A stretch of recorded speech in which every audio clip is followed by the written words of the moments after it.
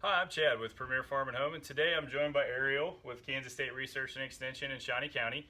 And today we're going to do a little bit about spring planting tips and maybe even some garden talk a little later in the talk here. So spring is an exciting time. Everybody is so excited to get out there and get something done, but early may not be better, to point of fact.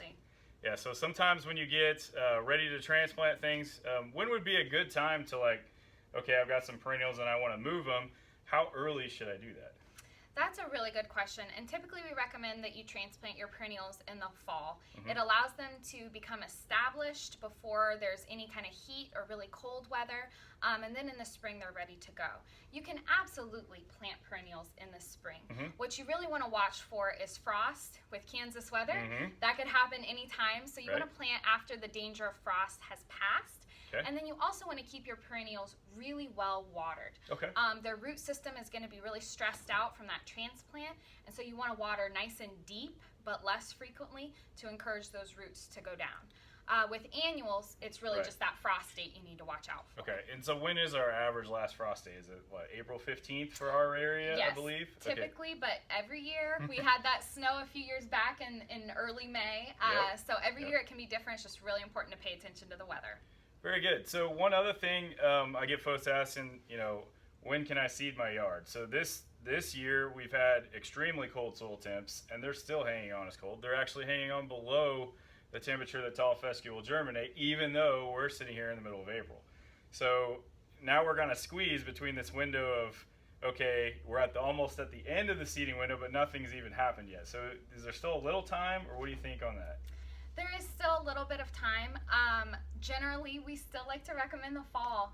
Fall really gets a good lawn established. Again, it's just like with the perennials.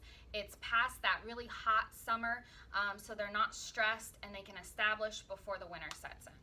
All right, so the next thing everyone gets excited about in the springtime is gardening.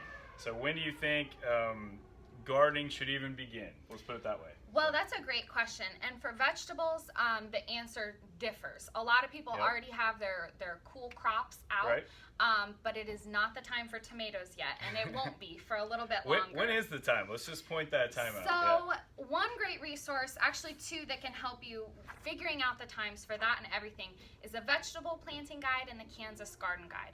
These are both available for free online at K-State Research and Extension's website. But the Kansas Garden Guide is also available at the Extension office for $5, and that's just the cost of all these beautiful glossy pages. But if you look at the Vegetable Planting Guide, it's a very short document. And in the back, it actually has a little calendar, and it talks about when to plant each sort of crop.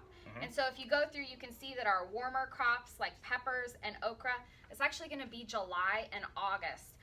Beans and things like that are going to be May, but this is just a really wonderful guide because each and every vegetable crop just kind of has a little bit of different timing.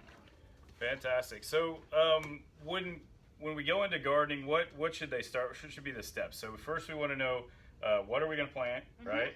And then we want to kind of develop a plan as far as fertility goes and management goes to get that done. So do you think it all starts with the selection? You think that's probably the most important thing? Definitely. And having a good vegetable variety is really important. K-State also has a recommended vegetable variety publication. And that's something we get a lot of questions on. We have a lot of pests and diseases impacting our vegetables here in Kansas, and variety selection is the first place to start. But if you do get a copy of the Kansas Garden Guide, the beginning actually starts with how to plan your garden. And that's something really important. I think people kind of skip to the end. Oh, I like this, so I'll plant this. But starting with a good plan, a good placement, a soil test, all of that's in the Kansas Garden Guide. So you're saying I shouldn't just go to the garden store and just pick whatever looks good at the time and throw it in. Okay, yeah, maybe we should plan that a little bit better. So yes, planning is a very important step. And only if you know the plan can then you get the best out of it. You're not going to be able to express or harvest or really rake in all that stuff unless you have a good plan. Absolutely. So again, Ariel, thank you so much for joining us today. I'm Chad with Premier Farm and Home. If you have any additional questions, feel free to contact us at Premier Farm and Home or at Kansas State Research and Extension. We'd be happy to refer you as well. Thank you.